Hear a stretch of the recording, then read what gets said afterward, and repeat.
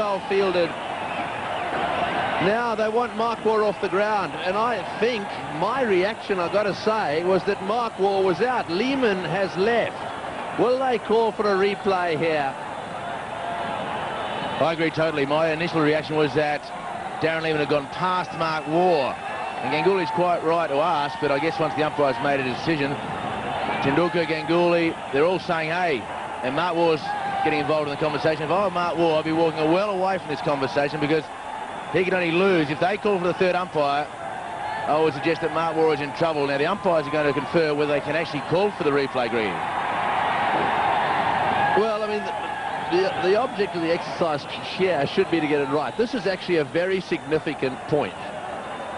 It looks as if they're going to ask for it. There's been no signal here. So it may well be that we as a television company will be asked to supply some replays if possible here. Bear in mind that we haven't got any pictures or any cameras exactly square. We've got them in line with the stumps for the runouts. And this is where sometimes it's just a little bit unfair, where we're expected to be the adjudicator here. This could be significant, as David Hooks pointed out. He did say that if Lehmann was joined by a new batsman, well, then it could make a bit of a difference. And Mark Waugh, however, is still out there. Now then, did they cross? Now, you've got to get two things. You've got to bear two things in mind here. Where were the batsmen at the time the bails were taken off? So here we go. Waugh says no. Waugh, oh, he does go past him. He does go past him. Well, just looking at that replay, I would say Waugh went past him. This could be interesting. Lehmann may have to come all the way back out here. Waugh was adamant, said, no, I didn't go past him. So, well, the Indians come into play there, and they say, I want a replay. That's the Indian captain. Now, this is from sideways on. This will tell us the story. Here goes Lehmann. The question is, what happens? We see the bails. The bails go off. There's no batsman in play there.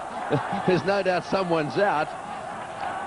Well, let's have a look if this angle gives us anything. Your view, David? Oh, look, Mark Waugh, from the naked eye, he went past. And in this situation, from this angle here, will tell you that Mark Waugh has gone past. Now, whether he thinks it is a two-dimensional picture with a three-dimensional situation, that may be the only thing. But look at the shadow of Lehmann will tell you. The shadow of Lehmann, and Mark Waugh has clearly gone past that shadow.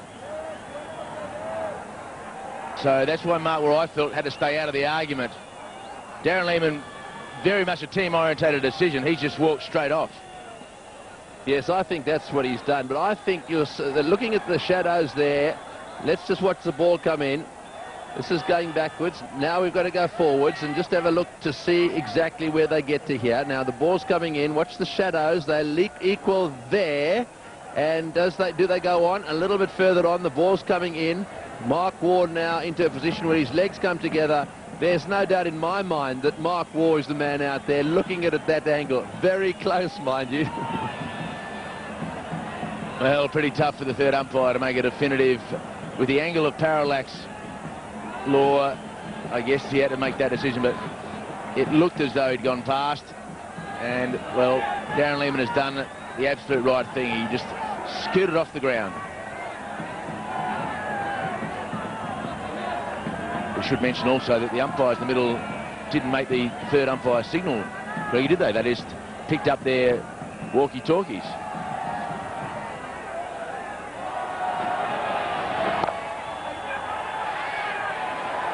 Well, I mean, sure, they didn't make the signal, but they did ask the third umpire. There's no doubt about that.